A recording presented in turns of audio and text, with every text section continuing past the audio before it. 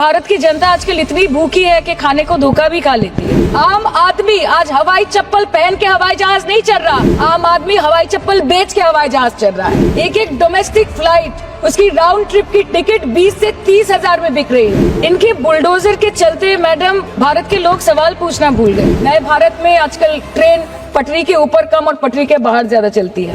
पहले आम आदमी पॉकेट में पैसा लेके बाजार जाता था और थैली भरकर सामान लाता था, लेकिन अमृत काल में आदमी थैली भरकर पैसा लेके जाता है और पॉकेट में आलू टमाटर प्याज लेके घर वापस आता है। ये बेटी बचाओ बेटी पढ़ाओ तो 10 साल पहले मोदी जी ने लॉन्च किया था, लेकिन उसके 80% पैसे सिर्फ पब्लिसिटी और मार्केटिंग और एडवर्टाइजमेंट में खर्च कर दिए। तो आपको अगर सब जगह से पैसा चाहिए तो मुझे ये बात समझ में नहीं आती कि लोग खुद के लिए आपको वोट देते हैं कि आपके फायदे के लिए वोट देते हैं। लोकसभा पे खर्च करके क्या फायदा मैडम, जब यहाँ पे विपक्ष को बोलने का अधिकार ही न हो। और आपके अमृत काल में The cost of medical treatment has been doubled in the last 5 years. Regularly लिए जाने वाले दवाइयों की कीमत 50% बढ़ गई। माननीय वित्त मंत्री ने पहले कहा था कि बहुत हो गई महंगाई की मार, अब की बार मोदी सरकार। और आज उनके विचार में inflation is an international problem, महंगाई एक अंतरराष्ट्रीय समस्या है। तो विश्व गुरु विश्व बंधु इस अंतरराष्ट्रीय समस्या का समाधान क्यों नहीं कर पा रहे? मैडम भारत में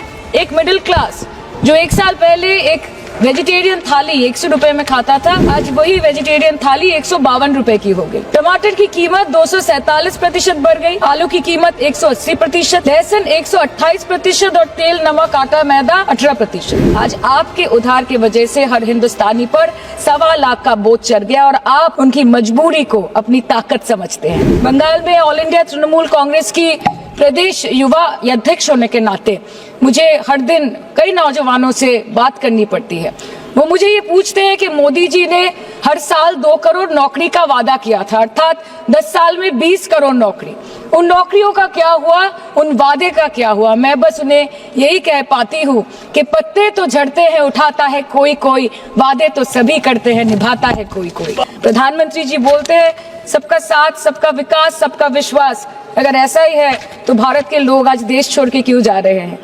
2018 से लेके 2023 के बीच 6,70,000 भारतीय ने अपनी नागरिकता त्याग दी। सिर्फ 2022 में ये संख्या करीबन 2,25,000 की थी। मोदी जी कहते हैं कि वो सबके साथ है, मगर ये आंकड़े बोलते हैं जो सबका होता है वो किसी का नहीं होता। और बंगाल के साथ तो कुछ अलग ही रिश्ता है इनका। The relationship is that of quid pro को।